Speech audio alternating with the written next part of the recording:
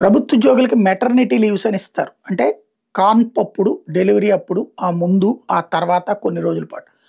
ఈ సెలవుల్ని ఇదివరకటి రోజుల్లో ప్రభుత్వాలు ఏం చేసినాయంటే జనాభా నియంత్రణ చర్యల్లో భాగంగా ఇద్దరిని కన్నంత వరకు మాత్రమే ఆ సెలవులు. ఆ పైనైతే సెలవులివ్వం. మీకు లాస్ ఆఫ్ పే అంటే అప్పుడు ఇక కనకుండా ఉంటారు అన్నటువంటి ఉద్దేశ్యంతో చేసుకొచ్చారు.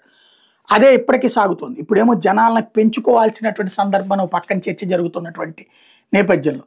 అయితే తమిళనాడులో ఇట్లాంటి కేసే వచ్చినప్పుడు సుప్రీంకోర్టు అసలు ఎంతమంది పిల్లల్ని కన్నా సరే మాతృత్వ సెలవులు ఇవ్వాల్సిందేనని తేల్చి చెప్పింది. దేశవ్యాప్తంగా మహిళా ఉద్యోగులకు ప్రసూతి సెలవు ఇవ్వడానికి పిల్లలు ఎంతమంది ఉన్నారనేది పరిగణలోకి తీసుకోరాదని సుప్రీంకోర్టు ద్విసభ్య ధర్మాసనం తేల్చి చెప్పింది. పిల్లల సంఖ్య మీద పరిమితి ఏది లేదని స్పష్టం చేసింది. తమిళనాడుకి చెందినటువంటి ఒక మహిళకి 2006లో మొదటి వివాహం జరిగింది. మొదటి భర్త వల్ల 2 బిడ్డలు కలిగారు. 2012 డిసెంబర్లో ఆమె ఆంగ్ల ఉపాధ్యాయులుగా ప్రభుత్వ ఉద్యోగంలో చేరారు. 2017లో విడాకులు తీసుకున్న పిల్లలిద్దరూ మొదటి భర్తే వద్దే ఉన్నారు. 2018లో ఆమె రెండో పెళ్లి చేసుకుంది. రెండో భర్త వల్ల గర్భం ధరించడంతో 2021 ఆగస్టు 17 నుంచి 2022 మే 13 వరకు ప్రసూతి సెలవు కోసం దరఖాస్తు చేశారు. ప్రభుత్వ ఉద్యోగులకు 2 పిల్లల వరకు ప్రసూతి సెలవు ఇవ్వాలనే 101A నిబంధనను ఉటంకిస్తూ ఆమె దరఖాస్తును అధికారులు తోసిపుచ్చారు. దీని మీద మహిళా ఉద్యోగి రిట్ పిటిషన్ వేయగా మద్రాసు హైకోర్టు ఏకసభ్య ధర్మాసనం ఆమెకు ప్రసూతి సెలవు ఇవ్వాల్సిందేనని తీర్పునిచ్చింది.